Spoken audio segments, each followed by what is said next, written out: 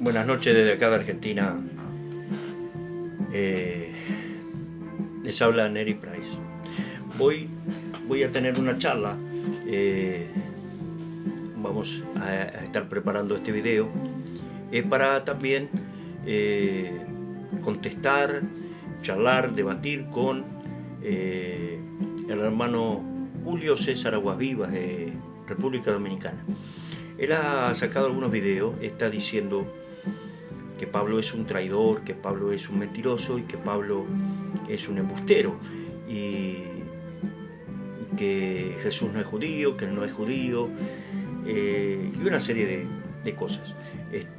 Así que les presento primero el material del hermano y vamos a ir estando contestando algunas de esas partes en las cuales él dice algunas cosas. La primera parte donde habla de Josefo, yo no voy a opinar, tengo algunos datos parecidos, tengo datos históricos parecidos a lo que él habla. No voy a entrar en ese tema porque él le está contestando a otra persona, pero cuando él empieza el tema, ahí vamos a ir conversando. Así que les presento a Julio César Aguasvivas de República Dominicana y estaremos debatiendo esto. Hola amigos de el periódico Ciudad Oriental. Nueva vez estamos con ustedes para tratar los temas que semana tras semana acostumbramos a tratar dentro del programa que dirigimos, Judaísmo Místico y Revelado. Antes de iniciar el tema que vamos a tratar esta noche, quisiera dar respuesta a los amigos que me llamaron de Tampa, Florida, sobre el tema de que ellos consideran que Flavio Josefo era un judío y que las informaciones que él daba estaban acorde con los acontecimientos del pueblo judío. Si realmente Flavio Josefo era un judío, que realmente su nombre no era Flavio Josefo, su nombre era José ben Matillahu, que significa en español José, el hijo de Matías. Ese es el nombre real de Flavio Josefo. Flavio Josefo fue un comandante que en el año 137 dirigió el frente de batalla de la revolución judía en el lado de Galilea. Pero Flavio Josefo fue derrotado por el general Vespasiano. Y en esa derrota Flavio Josefo vendió al remanente de judíos y se entregó al general Vespasiano, que llegó a Galilea con un ejército de 60.000 hombres. Y Flavio Josefo, cuando cayó en manos de Vespasiano, le profetizó que él y su hijo Tito iban a ser emperadores de Roma. Y por eso Vespasiano le perdonó la vida, pero lo mantuvo 2 años preso en Roma. Y cuando Vespasiano se coronó emperador, le perdonó y le dio la libertad. Y lo bautizó entonces con el nombre romano de Flavio Josefo. Desde ahí comenzó a escribir Flavio Josefo la historia y la guerra de los judíos, pero no lo hizo sobre la base de los judíos, lo hizo sobre la base de lo que quería el emperador, que él escribiese en la época. Y todavía en el momento actual, en los libros que escribió, hay muchas contradicciones, especialmente con los historiadores, tanto judíos como occidentales. Esa es la respuesta que le tengo, amigo de Tampa. Como le dije cuando usted me llamó, que podían comunicarse con el periodista Robert Vargas, presidente y propietario del periódico de la cual hablo. Él está esperando su llamada. Lo puede llamar y coordinar con él la cita que usted me pidió para venir a la República Dominicana a tratar temas que tienen que ver con la religión judía y la religión cristiana, sobre los temas que yo estoy exponiendo en su periódico digital de Ciudad Oriental. Gracias. El tema de esta noche lo basamos sobre el llamado Pablo de Tarso. Para los cristianos católicos es San Pablo. Para los cristianos protestantes es Pablo de Tarso, de la cual ha sido vendido como un judío. Y yo quiero explicar que Pablo de Tarso no era judío. Pablo de Tarso era descendiente de la tribu de Benjamín. Ahora bien, con la guerra de Salmanasar y los israelitas, los benjaminitas en el 722, antes de la era común, se asimilaron a los judíos, a la tribu de Judá, y perdieron su identidad. Ahora, de Pablo no se conoce realmente sus raíces. Bien, hermano Aguas Vivas. En cuanto usted dice que Pablo no es judío, porque es benjamita, y usted lo asocia como que perdió su identidad porque era de las tribus. Quiero recordarle que en las dos dispersiones, 10 tribus se van, ¿verdad? Con los sirios. Los asirios se llevan 10 tribus y las instalan en Samaria, pero 2 quedan en Jerusalén. Esas dos tribus son la tribu de Judá y la tribu de Benjamín, con los levitas, ¿verdad? Y algunos más. Es decir, Benjamín era parte de Judá. Aparte, todo lo que estaban en Judea en aquel momento eran los judíos.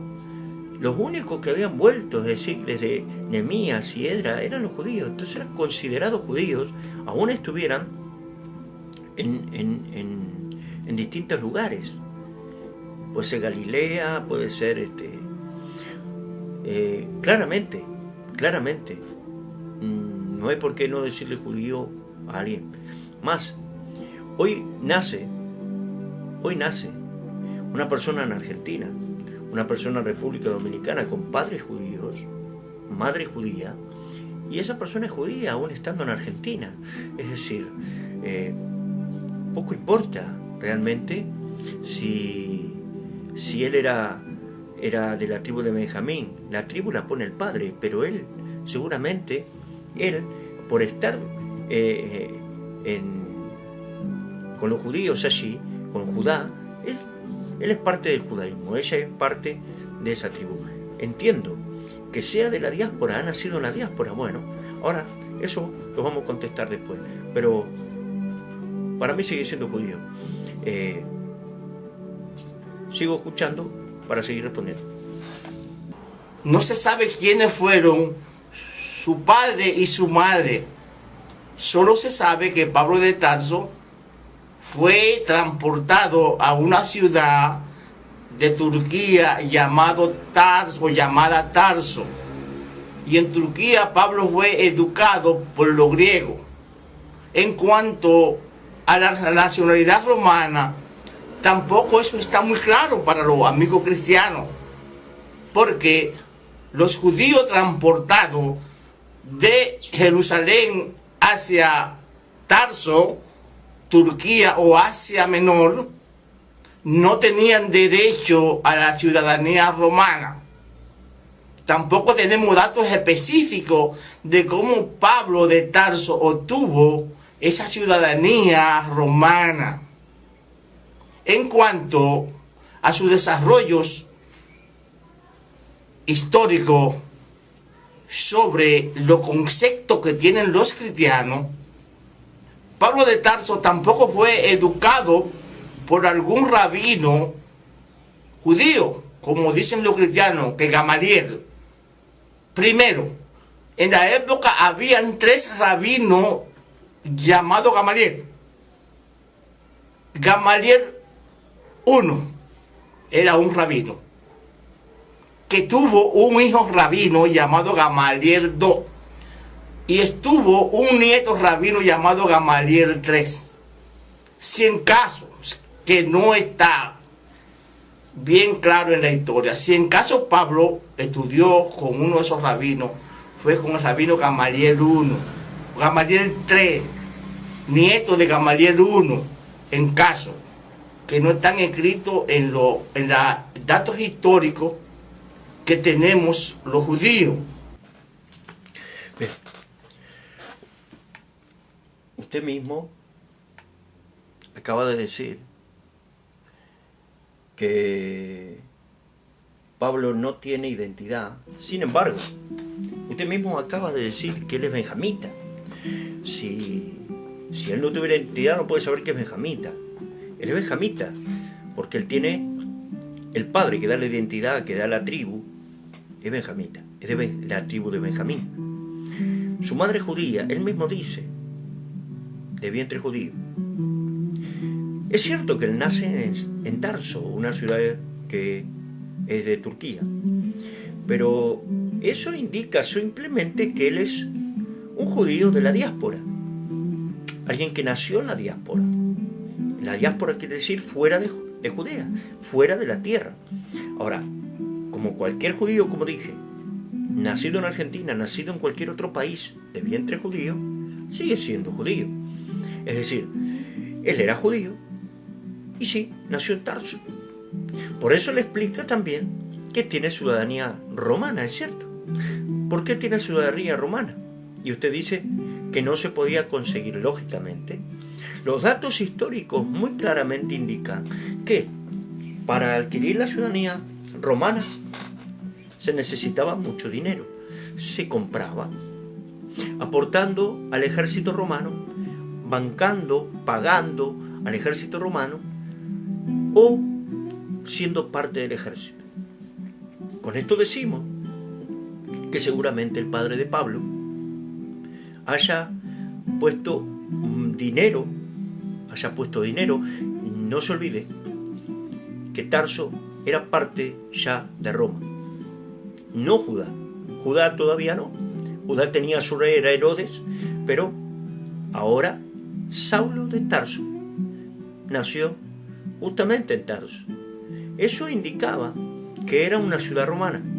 Entonces el padre seguramente pudo haber pagado su ciudadanía o ser parte de ese ejército romano, y le quedó a Pablo por heredad esa ciudadanía romana. Él nace ahí, nace en Roma. Entonces tiene, como hoy muchos tienen, doble ciudadanía.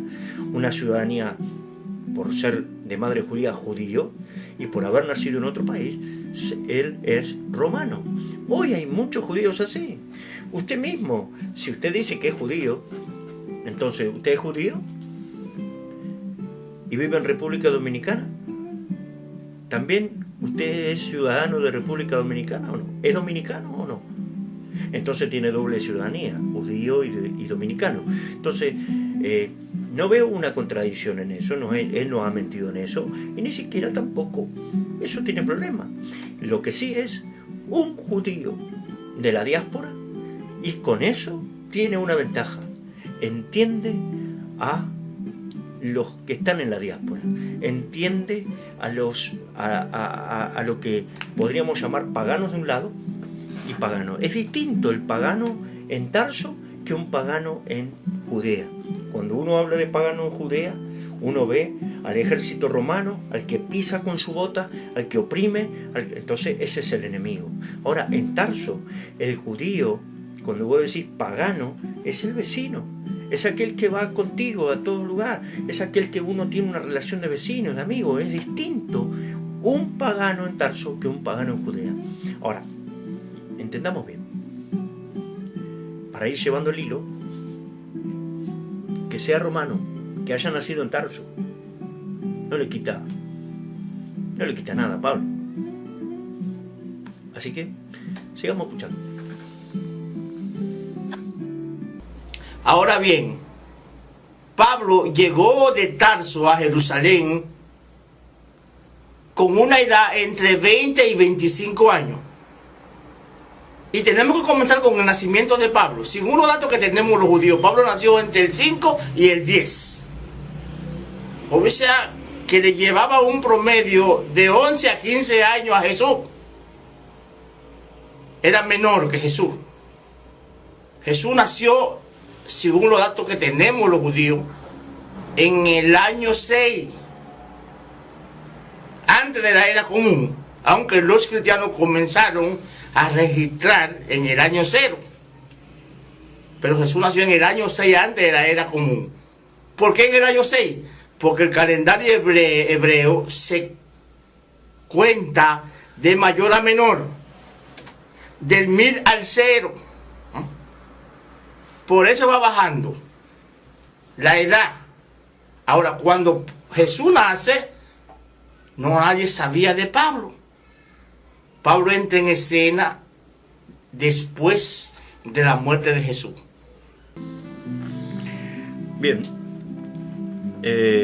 hermano Aguaviva, permítame leerle algunos datos de historiadores que tienen ya un 90 o 95% del consenso ya de datos históricos en cuanto a esto que estamos discutiendo. Simplemente hay un dato que el apóstol mismo da en su carta. Usted sabrá que hay 7 cartas del apóstol, que ya un consenso de 90% de los historiadores, filólogos, arqueólogos y todo lo que tiene que ver con el texto y el canon, afirman 7 cartas de Pablo que ya están confirmadas que han sido escritas por él, dando datos ciertos. Es cierto que los evangelios fueron escritos a partir de los años 90, cuando él ya no está vivo, ningún apóstol está vivo, ya están muertos los apóstoles y comienzan a escribirse los evangelios. Entonces, los datos del evangelio, incluidos Hechos de los Apóstoles, tienen que ser comparados con las cartas que él mismo escribió para comparar los datos y la relevancia de esa historia. Entonces dice, por ejemplo, él en Filipenses 3:5 dice: circuncidado el 8º día, del linaje de Israel, de la tribu de Benjamín, hebreo, hijo de hebreos. Dice, no hay por qué dudar de este dato, es hijo de hebreos, entonces tiene padres hebreos. Circuncidado al 8º día, es decir, es un judío, aunque está en la diáspora, un judío practicante, es decir, le enseña judaísmo. No es que, aunque él es, porque está en una ciudad casi donde el griego es la educación, pero lógicamente que él ha sido circuncidado y tiene una enseñanza verdaderamente judía. No es que él, aunque fuera ciudadano de Tarso, sitúa a Pablo a priori en un contexto elevado de la cultura helénica, ¿sí? Pues la ciudad era famosa por sus escuelas de retórica, por su cultivo en general de las letras y las artes. En lo que se refiere a la fecha de nacimiento, Pablo no lo dice en ninguna parte, pero debió de ser en torno al 5 o el 10 después de la era común. Al tenor de la lectura global de sus cartas, también de Hechos, de lo que se deduce un esquema cronológico general, por tanto, tendría unos 10 o 15 años menos que Yeshua. Eso es cierto. Para determinar aproximadamente la cronología de la vida de Pablo solo tenemos un dato. Al final de una estancia en Corinto, el apóstol fue acusado ante el procónsul romano de la provincia griega de Acaya, Lucio Junio Galión, de actuar ilícitamente al predicar su evangelio sobre Yeshua. Esto está en el libro de los Hechos, capítulo 18, versículo 12, es decir, se le acusó de escándalo de orden público, o bien de actuar contra la Lex Julia de Coles, que prohibía reuniones no autorizadas.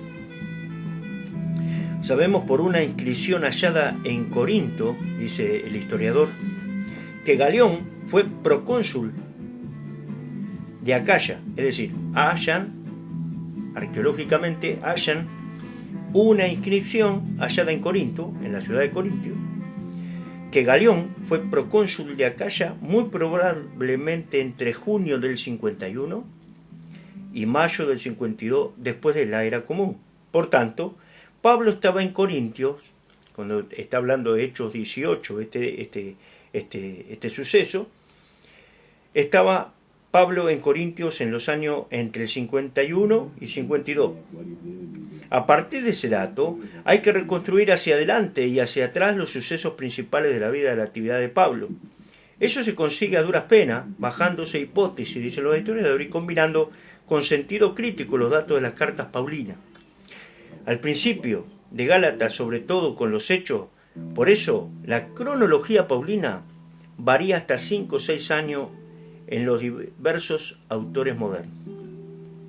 Lo importante es que se sabe que Pablo entonces estaba en el 51 en Corinto. Esto es un dato importante por lo que usted después va a decir, que le voy a contestar. Pero históricamente y con los datos que él mismo da, por ahora Pablo no lo veo ningún mentiroso. Escena después de la muerte de Jesús. Jesús fue ahorcado por los judíos en el año 30, en abril del año 30 de la era común. Y en el año 115-117 se creó la primera revuelta entre judíos y romanos que se llamó la Guerra de Quito. Luego es que se inicia aquella gran guerra de independencia que la dirige un judío con rango de general llamado Bar Kobá. Ahora Bar Kobá conquista a Jerusalén y expulsa a los judíos de Jerusalén, tanto así que le eliminó totalmente una legión, la legión 23. Bien, me gustaría, hermano Aguasviva, ¿de dónde usted saca el dato de que Yeshua ha sido ahorcado y no ha sido clavado en el madero? Es llamativo que usted diga que fue ahorcado. En ningún lugar, dato ni judío, ni histórico, ni arqueológico, ni nada por el estilo, dice que Yeshua fue ahorcado. Fue crucificado, clavado en madero. Por otro lado, es verdad, en el año 30, muy bien. Y usted da un dato que no es cierto. La primera revuelta de los judíos contra los romanos no fue en el 100 y pico. La primera en el año 66, 67. Después viene en el 70 la destrucción del templo y después viene en el 130 de Bar Kobá. Muy bien, eso, pero no es la primera en el 100 y pico. Allá hay una en el 66. Ahí, no sé, el dato que usted maneja simplemente que no es cierto dato histórico, es un dato errado y me gustaría saber de dónde saca el tema de Yeshua. ¿De dónde saca usted que fue ahorcado? Jerusalén. Y expulsa a los judíos de Jerusalén, tanto así que le eliminó totalmente una legión, la legión 23. Totalmente. Eso fue lo que hizo que el emperador Adriano mandara a 3 generales, Vespasiano, su hijo Tito y Trajano, a Jerusalén, con orden de eliminar el último remanente de judíos que quedase en Judea. Entonces, de ahí viene el gran conflicto de los judíos con el grupo que convocaba a Jesús, los nazarenos. ¿Por qué viene ese gran conflicto? Porque los nazarenos que estaban con Jesús no eran judíos y se negaron a participar en la guerra de independencia. Luego, cuando los judíos con Bar Kobá al frente conquistan a Judea, los nazarenos se meten en miedo, porque los rabinos o los judíos fariseos comenzaron a verlo como traidor, porque no participaron en la guerra de independencia. Bien, hermano Aguas Vivas, seguimos.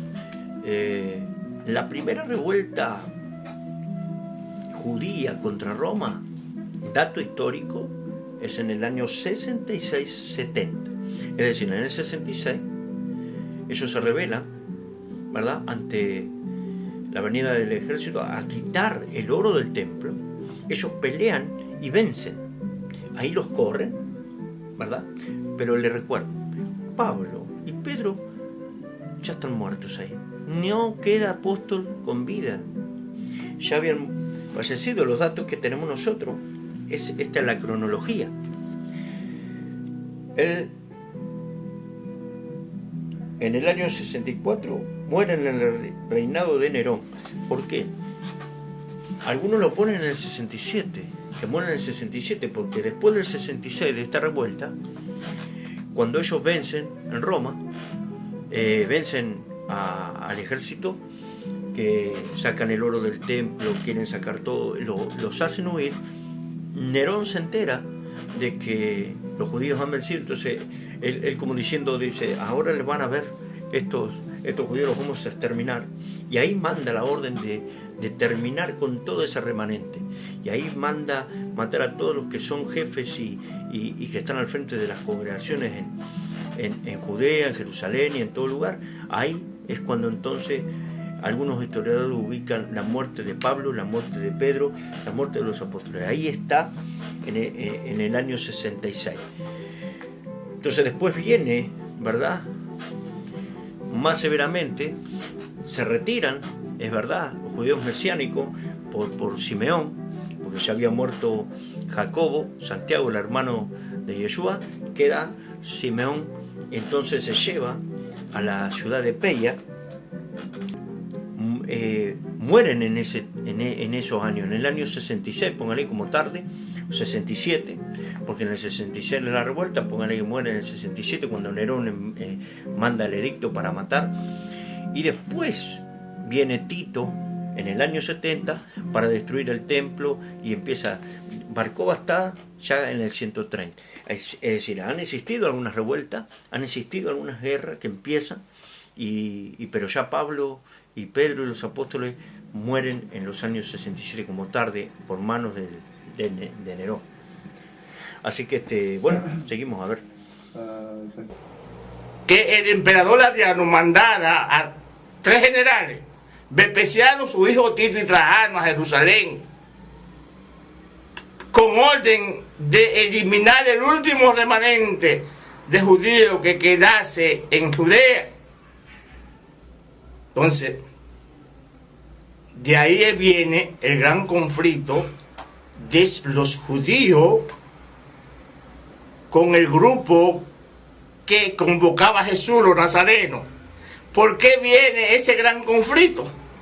Porque los nazarenos que estaban con Jesús no eran judíos y se negaron a participar en la guerra de independencia.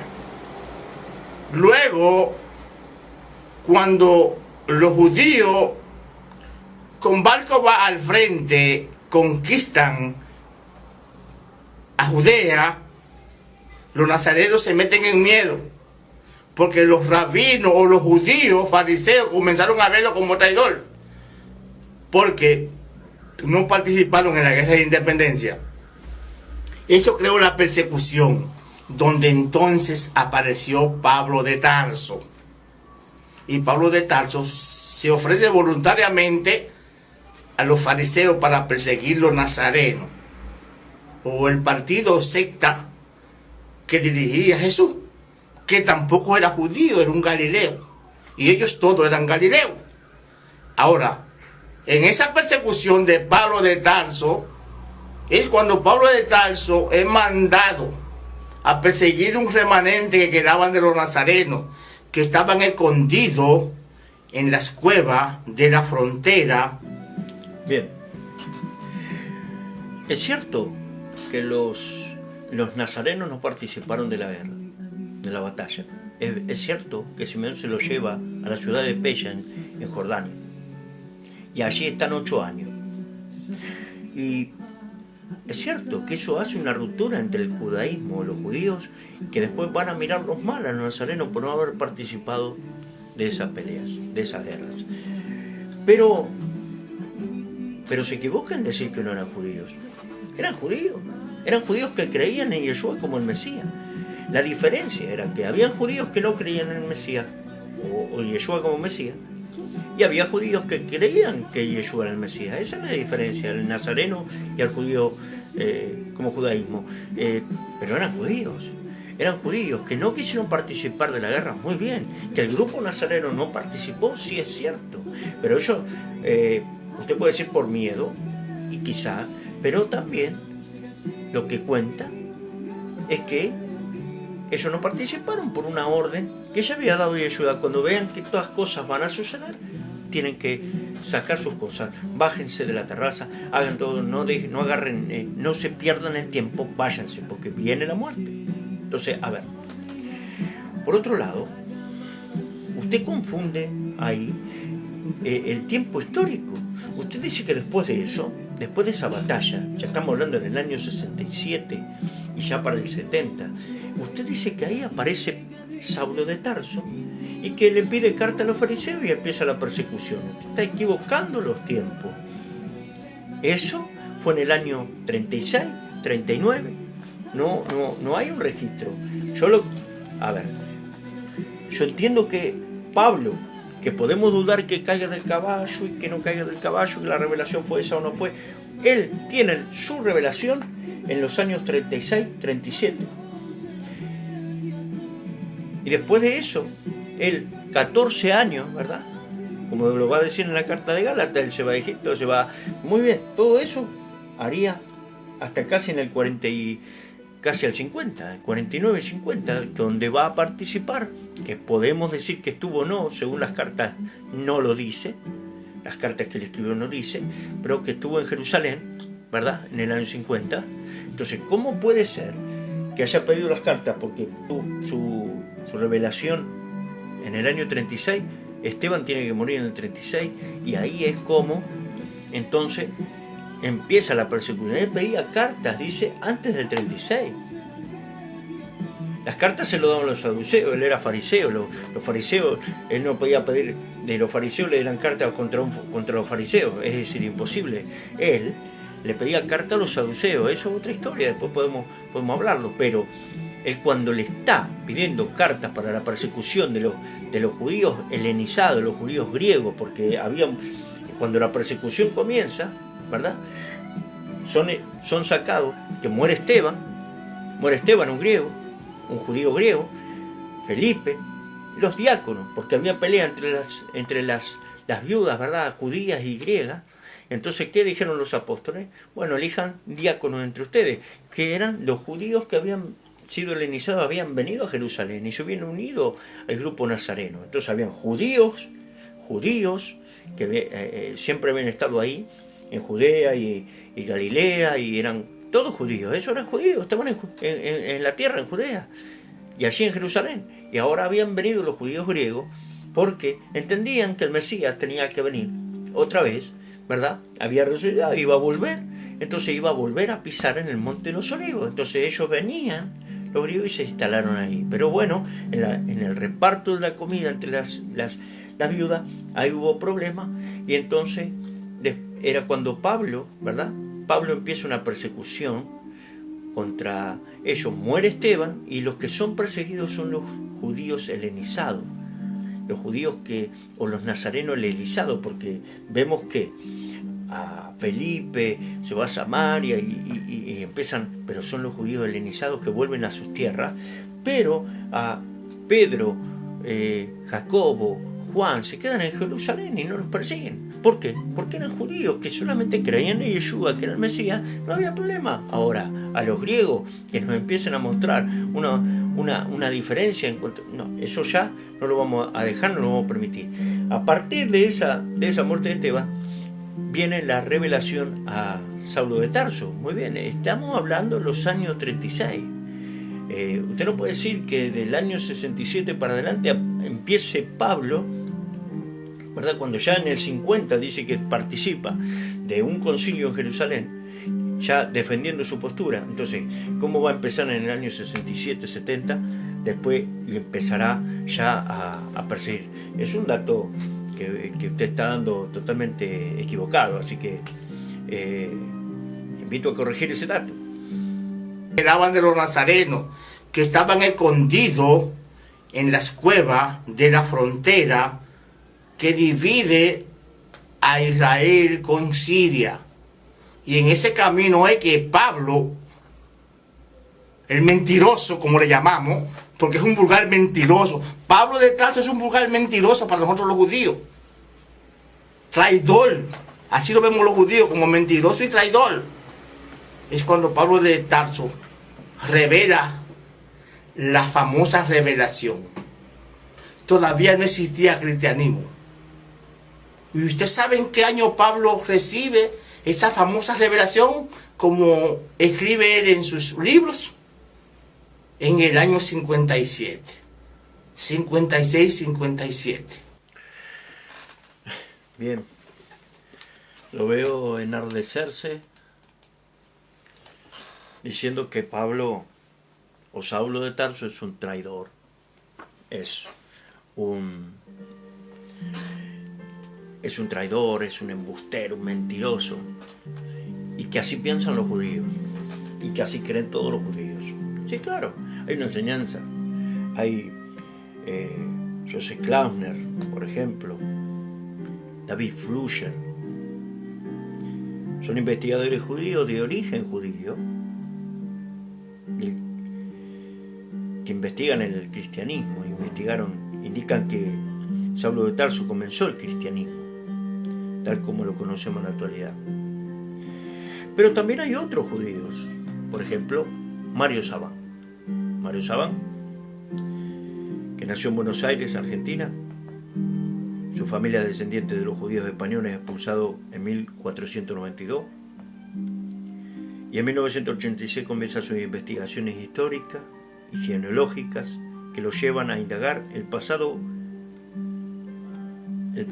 Y hace todo un estudio del judaísmo de Yeshua, judaísmo de Jesús, y el judaísmo de Saulo de Tarso.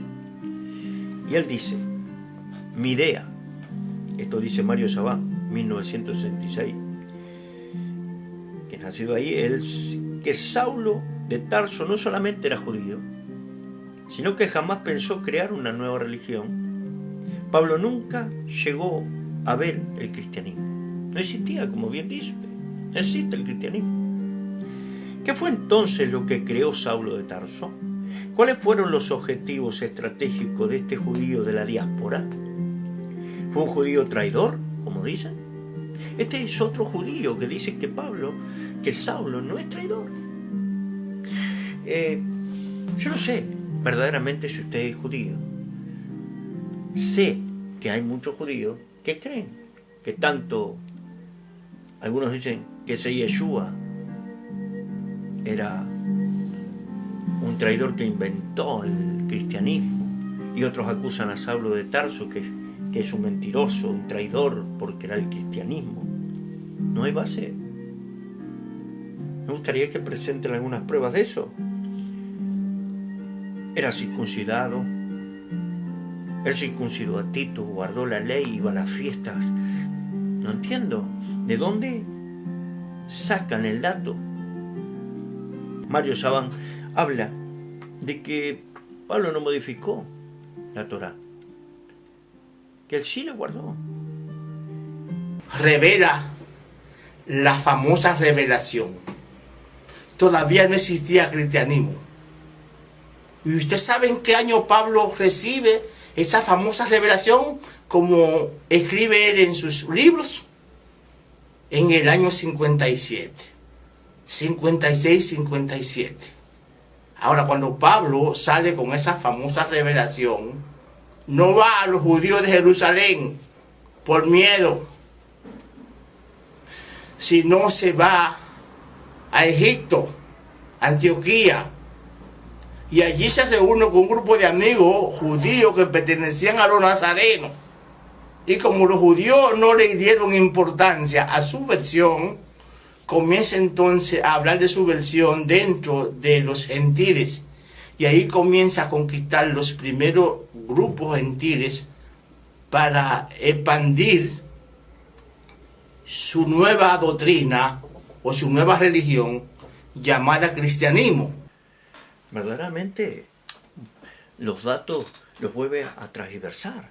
Usted habla de que él recibe la revelación en el año 57, cuando está claro que en el 50 hubo una discusión de cómo entraban los gentiles al judaísmo. Ahí, pongámonos de acuerdo, si el concilio de Jerusalén fue en el año 50, históricamente, ¿cómo entonces en el 57 recién empieza Pablo a tener la revelación? Si es a causa de esa revelación y que los gentiles están entrando, de que se hace el concilio en el año 50. Es raro. Es un dato verdaderamente incierto. Y no es que cuando ve la revelación él se va por miedo a los judíos. Porque él es judío. No se va por miedo, sino para acomodar esa revelación, esos tantos. Es decir, tiene que acomodar. ¿Y por qué? Es lo que ve. Después podemos explicar qué es lo que él entiende por esa revelación, que podemos discutir si es que se encuentra y cae del caballo y eso tiene una revelación porque lee la Torá o porque está viendo una realidad. Eso podemos discutirlo, pero sí, él tiene una revelación en la cual después, él no es que se va por miedo a los judíos, no, porque él después cuenta que él va y está 15 días con Pedro y con Santiago, y entonces ahí él les presenta su revelación. No es que no vio, no es que tiene miedo. También se cuenta la pelea con Pedro, entonces no es que tiene un miedo, no es por miedo. Es un argumento para poder defenestrarlo, pero no encuentro la razón. Todavía no ha explicado en qué mintió, en qué fue traidor y en qué Pablo, porque sigue, como usted dice, Jesús no era judío y Jesús no era judío porque era Galileo. Es un error. Es Galileo, es judío. Pedro era judío, Santiago era judío. Entonces, a ver, son datos erróneos que me gustaría que se aclararan, que no queden así. Usted interpreta mal qué es ser judío entonces. Entonces yo puedo decir, usted no es judío. Usted vive en República Dominicana. Usted no es judío. ¿Qué entiende usted por ser judío? Hablar de su versión dentro de los gentiles, y ahí comienza a conquistar los primeros grupos gentiles para expandir su nueva doctrina o su nueva religión llamada cristianismo.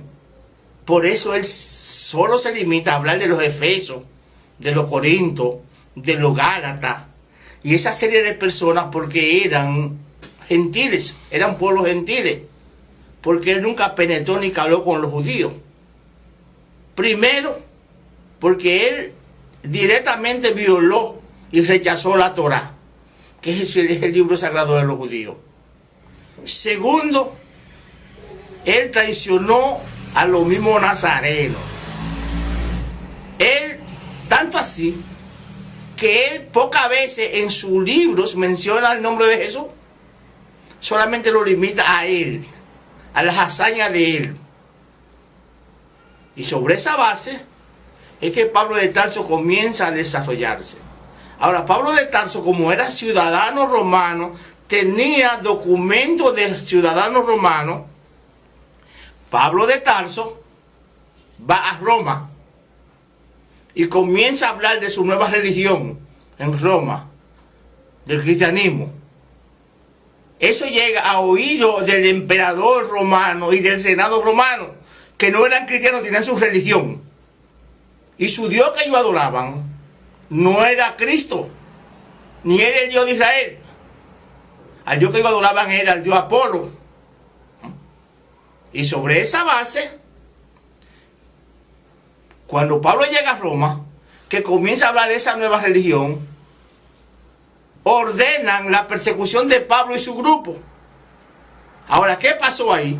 Como Pablo era ciudadano romano y el emperador no tenía base jurídica para someter a Pablo, el emperador se inventa un incendio y acusan entonces a Pablo y a su grupo de ser los incitadores del incendio que quemó parte de la ciudad de Roma. Y sobre esa base que el emperador entonces ordena a través del Senado que Pablo sea puesto en prisión, él y su grupo. Unos cuantos lo descuartizan y lo queman y lo ahorcan, y Pablo es sentenciado a muerte. ¿Cómo murió Pablo en Roma? Según data la historia, decapitado. En la misma prisión donde estaba preso lo decapitaron, le mocharon la cabeza. En el año 67. Ahora todavía en esa época seguía la guerra de independencia entre romanos y judíos, hasta que el emperador ordena la entrada de el 70% de el ejército romano a Jerusalén. ¿Quién lleva ese ejército? El general Tito, hijo de Vespasiano, y el general Trajano. Llevan ese ejército. ¿Qué pasó en ese entonces? Que Jerusalén era muy amurallada y se hacía difícil a ellos penetrar a Jerusalén. ¿Cómo penetran? En que sitian a Jerusalén por 300 días y dejan a Jerusalén sin agua y sin comida. Dice la historia que eso fue tan desastroso para los judíos que ya las familias se estaban comiendo los niños porque no tenían ya nada, ni comida ni agua, hasta que lleva al pueblo judío a una reducción durante esa hambruna, esa miseria, que permite que el general Tito entonces derribe los muros de Jerusalén. Y cuando Tito derriba los muros de Jerusalén, para la historia, ya Pablo había sido decapitado en Roma. Ya Pablo no existía. Ahora, a partir de entonces, es que el emperador romano le quita el nombre a Jerusalén y le pone a ella Capitalina en honor a su descendencia. Entonces que el emperador romano, Adriano, le quita el nombre a Israel y le pone Palestina. ¿Por qué le pone Palestina? Porque desde que los judíos o los israelitas entraron a tierra prometida, siempre tuvieron al lado de Canaán un adversario, que eran los filisteos. Y producto de eso, Adriano en repudio, entonces, introduce el nuevo nombre de Palestina a la tierra de Canaán, que hasta hoy en día es la tierra de Israel. Esta es la real historia de los hechos y acontecimientos que sucedieron en aquella época. ¿Por qué insistimos y sostenemos en que la Biblia cristiana es una Biblia mentirosa, llena de fábulas, llena de perversidades? Porque toda esa historia está tergiversada en la Biblia cristiana, especialmente en el Nuevo Testamento. Y por eso nosotros la consideramos un material pervertido, un material que no tiene ninguna veracidad de lo que cuenta en cuanto a la historia de Israel y los judíos. No es que queremos desacreditar ese libro, respetamos toda escritura, pero sí tenemos que hablar con propiedad de los acontecimientos de aquel pueblo que ha sido totalmente pervertida su historia.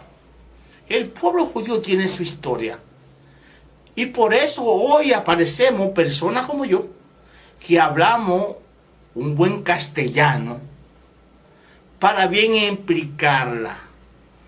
Y esta es la historia.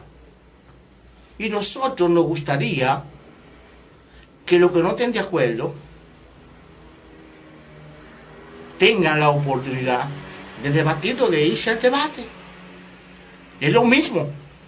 Dije en un programa cuando comencé y lo voy a repetir ahora. Aquellos cristianos impolutos de su fe, si desean, no tienen que ver esta programación. Si desean, no es obligatorio ellos verlo. Ahora, para los que siguen a Ciudad Oriental, sí, estamos en la disposición de entrar, no en un debate, en un diálogo sobre la historia que ellos cuentan y la que nosotros, el pueblo judío, tenemos.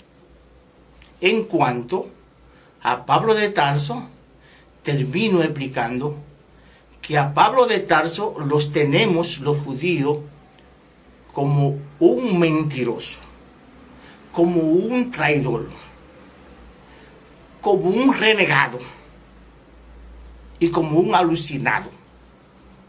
Porque esa famosa visión de su Cristo, eso fue explícitamente una alucinación por una persona o borracha o drogada o que sufra de epilepsia.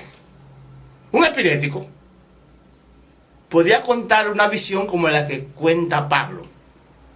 Y esos son los conceptos y la consideración que tenemos los que seguimos al judaísmo en cuanto a la personalidad de San Pablo para los cristianos católicos y el apóstol Pablo para los cristianos protestantes. Bien, permítame poner un poquito en claro y en blanco ya esto. Verdaderamente espero que aquel que escuche, aquel que es oyente de este video, pueda ir sacando sus propias conclusiones y entendiendo un poco, vamos a poner en orden. Porque vemos que nuestro hermano Aguas Vivas va para adelante y para atrás de la historia, y va para adelante y mezcla fechas por un lado y otro. Un rato antes de una fecha clave histórica que todos los historiadores conocen, que Pablo estuvo en el año 51 en Corinto. 51-52, Pablo estaba en Corinto porque tiene una disputa con el procónsul ahí, y eso está comprobado por la historia. Si en el año 51 al 52 está en Corinto, como nuestro hermano Aguas Vivas nos dice que Pablo tiene la revelación en el año 57, y que a partir del 57 él empieza a llevar su revelación. Es increíble. Pero muere en el 67, quiere decir que a razón de nuestro hermano Aguas Vivas, Pablo empieza en el 57 a tener la revelación. Él mismo dice que se va, que no va a Jerusalén, sino que se va a Arabia. Entonces reconoce lo que dice Pablo, que va 14 años, está y después vuelve. Pero si muere en el 67, desde el 57 que él empieza con su revelación hasta el 67 que él muere, según Aguas Vivas, son 10 años. Entonces nos están faltando algunos años, hermano. Nos están faltando algunos datos. Increíblemente usted está mezclando las cosas y no tiene argumento como para decir en qué miente Pablo. Por lógica, él tiene una revelación. ¿De qué trata esa revelación? ¿Qué se da cuenta Pablo de lo que está ocurriendo? Él se da cuenta, toma cuenta, diciendo, muy bien, la promesa de Abraham en Génesis 17 habla de que se le iba a dar una descendencia física, muy bien, iba a tener una tierra prometida, muy bien, y iba a ser padre de muchas naciones, padre de multitud de naciones, muy bien. Pablo se da cuenta, entonces pongámoslo por revelación, él cae y empieza una revelación que se la está dando a Pablo por ser un judío de la diáspora, y le está diciendo, Pablo entonces ve que la primera promesa a Abraham, una descendencia física, una descendencia, está cumplida porque están los judíos ahí. Los judíos, una descendencia física de Abraham. Muy bien. Se da cuenta que la segunda promesa también está cumplida. Están en la tierra, están en Israel, está Jerusalén ahí. Muy bien. Pero Pablo ve, ¿dónde están los pueblos? ¿Dónde están las naciones? ¿Dónde están los gentiles que iban a ser parte? Que iban a ser cobijados por la promesa de Abraham. ¿Dónde Abraham es padre de multitudes si no están las multitudes de naciones? ¿Dónde están las naciones? Más se está viendo un problema en el judaísmo justamente, porque él cuando entra en una sinagoga, él ve que la primer fila de la sinagoga son judíos, nacidos de vientre judío, que comienzan la comunidad y instalan la sinagoga, están en la primera fila. Muy bien, judíos de nacimiento, judíos naturales. La segunda fila, atrás, prosélitos, judíos que se habían convertido. Es decir, no eran judíos, pero que abrazaron el judaísmo. Amaban a Israel, amaban a los judíos, amaban a la Torá, cumplían los mandamientos, empezaron con los ritos, guardaban las fiestas, se circuncidaron, se hicieron judíos.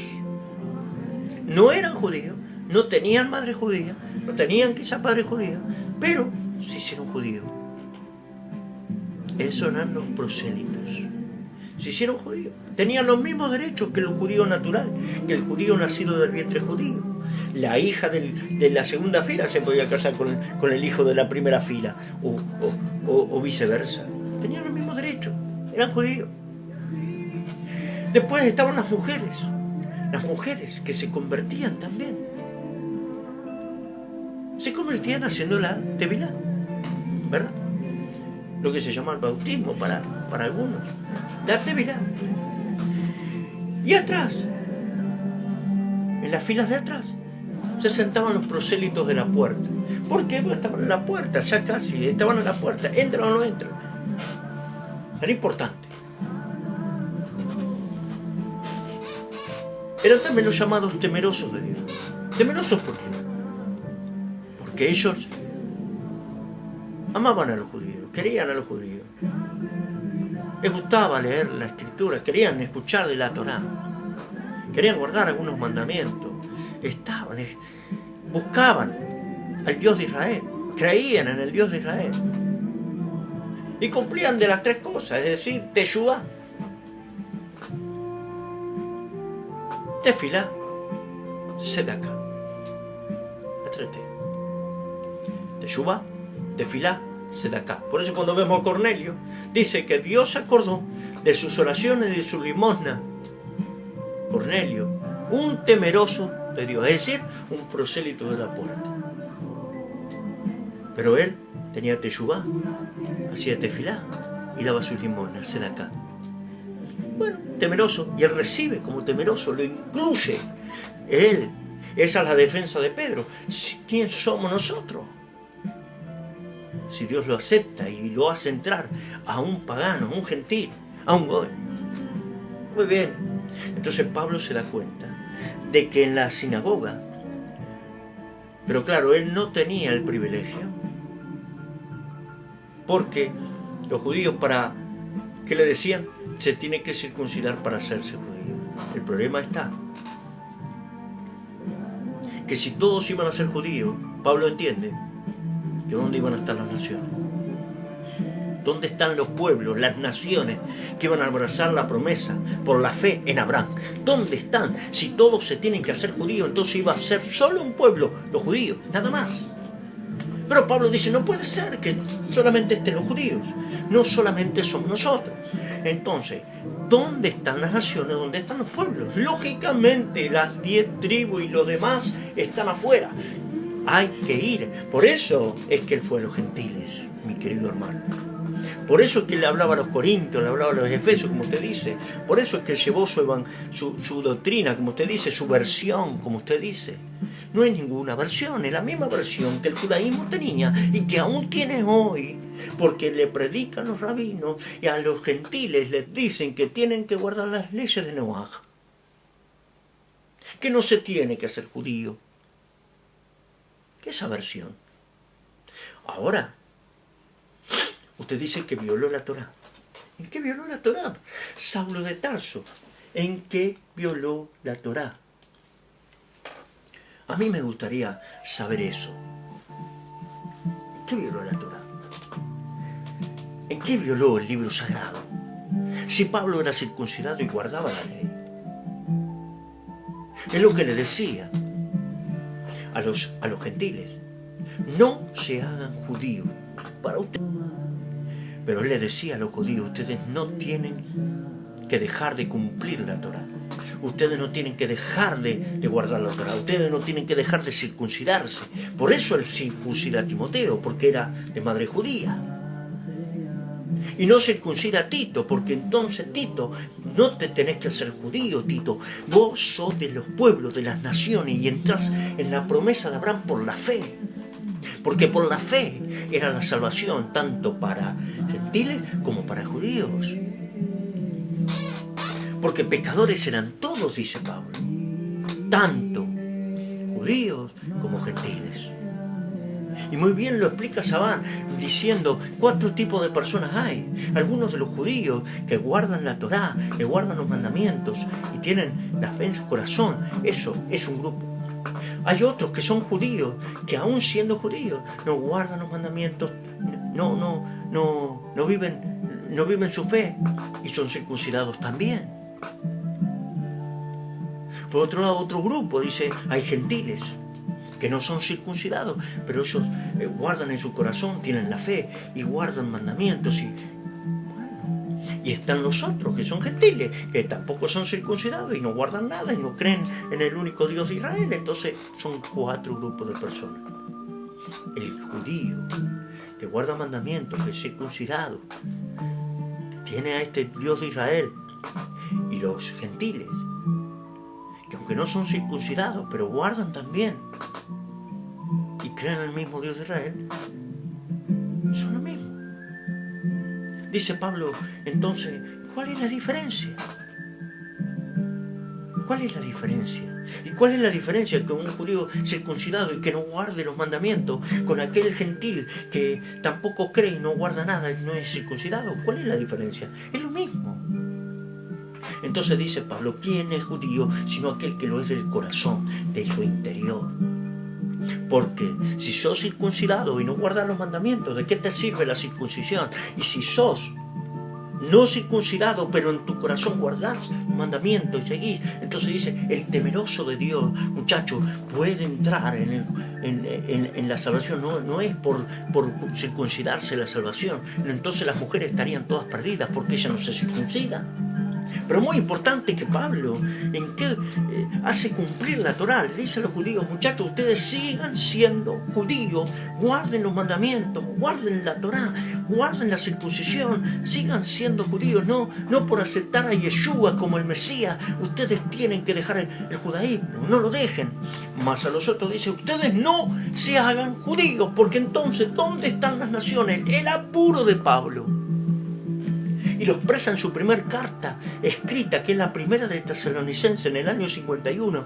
Él lo dice claramente, sonará la trompeta y los que hayan muerto resucitarán primero. Y nosotros, dice, los que hemos quedado, nosotros, ¿quién? Yo, Pablo, que me haya quedado, que él quiere quedarse. Él está entendiendo que a la vuelta de la esquina, ahí nomás, está viniendo el Mashiach, está viniendo Yeshua otra vez. Eso es lo que entiende. Y él está apurado para que entre. Entonces dice, Mesías vino y no terminó su tarea. ¿Por qué no terminó? Él entonces se fue. ¿Por qué? Porque falta cumplirse la promesa a Abraham de que ser padre de las naciones. Tiene que entrar todas las naciones. No están. Entonces su muerte, como Pablo lo entiende, es un de aquí, los judíos sigan siendo judíos, pero acá hay un stand-by y esta muerte nos da una prórroga para que entren la plenitud de las naciones, la plenitud de los pueblos. Bien claramente usted dice que mientras Pablo vivió y muere en el 67, no existía el cristianismo. No había cristianismo. Eso nos da la prueba de que Pablo no creó el cristianismo, no fundó una religión, no fue un traidor, no traicionó a los nazarenos. Sí, se peleó con los nazarenos, claro, sí que se peleó con los nazarenos, sí que se peleó con Pedro, claro, imagínate cómo estaban los prosélitos. Los que habían hecho la circuncisión, los que ahora estaban guardando todo obligadamente porque se habían circuncidado y hecho judíos, ahora tienen que seguir siendo judíos guardados. Pero ¿y cómo ahora están entrando los gentiles así nomás? Ahora ellos pueden, pero a ver, son las naciones, son los pueblos, hay una responsabilidad en los judíos, hay una responsabilidad. Son el pueblo escogido, sí, son el pueblo separado, sí, y hagan su tarea. Sean luz a las naciones, pero sigan siendo judíos. Muy bien. Por eso Pablo dice, muchachos, hay una pared que cayó. Vivamos, ustedes los judíos, siendo judíos, y los que son gentiles, son las naciones, vivan como gentiles las naciones, con los judíos, un solo pueblo, un solo cuerpo. El problema es identidad, que quieren ser los que no son. Es cierto que después lo interpretaron a Pablo, interpretaron a Yeshua, lo idealizaron. A ver, pusieron una imagen de la que no era, hablaron cosas que no dijo, hicieron cosas que no tenían que hacer, y agarraron una doctrina para decir no hay que guardar más nada, no hay que hacer más nada. ¿Saben? La promesa de Abraham fue dada por la fe. Tanto la descendencia, y cuando habla de descendencia, dice Pablo, está hablando del Mesías. Esa es la descendencia. Y esa promesa es por fe. Pero no voy a hablar ahora de todas las cartas, de todo lo que enseñó como doctrina. Yo lo que le pido a usted es que usted exponga algo donde él mintió, donde él traicionó a los nazarenos, traicionó el judaísmo. Pero si hasta hoy el judaísmo habla de que si los gentiles tienen que entrar por las leyes de Noé.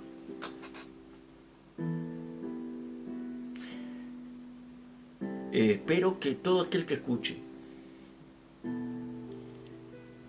pueda entender, pueda ir viendo.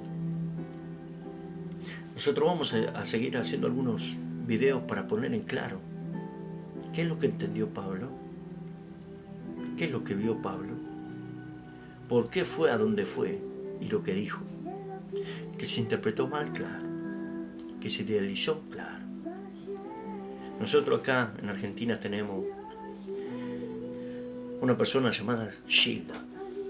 Gilda era una mujer, una maestra de escuela, y que le gustaba cantar cumbia, y empezó a cantar cumbias, y cantaba, y se empezó a hacer famosa, y salía por los distintos lugares a cantar, y viajaba mucho. Tanto fue así que se terminó relacionando con su representante y dejó su esposo y sus hijos y se fue con su representante. Ella quería cantar, quería ser famosa, era maestra de escuela, pero un día tiene un accidente y Gilda se muere. Los fans, todos aquellos que la amaban y la querían como cantante, empezaron a hablar y muchas cosas, ¿verdad? Claro, el dolor, le hicieron un lugar y ahí le prendían velas y bueno, la recordaban y empezaron a decir, no, a mí me habló, yo soñé anoche con ella y me dijo, y otra salió allá diciendo, ¿sabes qué? Por Gilda y me sané, hablé con Gilda y me sané. Entonces empezaron a hacer de Gilda una santa, que ya no era una mujer que se había ido con otro, que había dejado los hijos. Empezaron a hablar de Gilda maravillas, una santa, era tremendo, y velas y llaveros y Gilda, y en las fechas iban y viajaban a dejar flores, y Gilda era una santa, la querían canonizar por lo menos. Imagínate Gilda si se levanta, o si se levantara y dijera, mira, yo lo único que quería era ser cantante de cumbia. Eso es idealizar. Lo hicieron con Elvis Presley, que hoy se bautizan y se casan en el nombre de Elvis Presley. Hicieron con todo una idealización. Pusieron en alto para decir, bueno, a ver, lo tenemos que hacer grande. Eso es lo que hizo el cristianismo. Pero no le eche la culpa al judaísmo de lo que hicieron con Pablo, con Yeshua, con los nazarenos. Un grupo de gente después que vino en el siglo II, en el siglo III, para demonizar al judaísmo y para demonizar a Pablo y a Yeshua. ¿Qué culpa tienen? Pero pongan pruebas, digan algo con pruebas. Digan en qué mintieron. ¿Habrán mentido los que vinieron después? Sí, está bien. Pero ¿en qué mintió Pablo? ¿Qué dijo? Entendamos a Pablo, repensemos. Bien. La Biblia mentirosa, transgiversada y tiene fábulas. Divertida, no es veraz. No es cierto que la respeta, no es cierto que respeta todos los escritos. No es cierto. Y quizá pudiera estar de acuerdo en algunas cosas con usted. En muchas cosas. Pero me siento en la obligación hoy de defender otras. Yo amo a los judíos. Amo profundamente a los judíos. Con todo mi corazón. A Israel. A Jerusalén. La ciudad que Él escogió para poner su nombre. Pero cuando usted habla de que esa visión que Pablo tuvo, que podemos discutirla, es de un alucinado, de un borracho, de un drogado, peor. ¿Cuántas de las escrituras, cuántas de las profecías, cuántas de las visiones de Daniel, de Ezequiel, podían entrar en esa categoría en la que usted dice? ¿Estarían drogados? ¿Estarían alucinando? Jonás, cuando cuenta de la ballena, estaría epiléptico, como usted dice. Obra de un borracho epiléptico serían esas visiones, esas profecías. O aún algunos rabinos que después empiezan a contar ciertas cosas que verdaderamente parecen increíbles. Parecen cosas que algunos midrashim, que verdaderamente son alegorías y exageraciones, y está bien. Pero tildar de que una revelación, una visión, una profecía, lo que usted diga, tiene que ser parte de un borracho, de las verdaderas que también son bastante increíbles, que de las verdaderas que también pueden parecer. Creo que exagera. No ha puesto prueba alguna en cuanto a la mentira, a las fábulas, o de Pablo o de Yeshua. No ha explicado eso. Tampoco no sé. Usted se llama Julio César Aguasvivas. Bien. ¿Usted se considera judío? Bien. Voy a pasar algunos videos. Les voy a preguntar algo. ¿Hasta dónde quieren profundizar las raíces hebreas? ¿Hasta dónde quieren llegar con las raíces? Tenemos un programa nosotros, se llama Raíces a lo Profundo. ¿Hasta dónde querés ir a lo profundo para saber la raíz hebrea de la fe? Historiadores, filólogos, arqueólogos. Pero no te hablo de historiadores judíos ni historiadores cristianos como J.J. Martínez, ni Josefo, ni te hablo simplemente de Sabán. Te hablo de historiadores y filólogos que nada tienen que ver con la religión, que nada creen lo que ellos mismos ya aseveran, lo que ellos mismos creen y saben por sus estudios. Totalmente imparciales. Gracias por estar ahí. Hermano Aguasvivas, espero algún contacto, espero que podamos seguir discutiendo y aprendiendo y sabiendo juntos. No digo un debate porque no estamos juntos haciendo el debate, pero sí en estas charlas, en este compartir, en este ida y vuelta de algún tema bíblico. Te agradezco, te bendigo y acá estamos, en Buenos Aires, Argentina, quien te habla, Neri Price.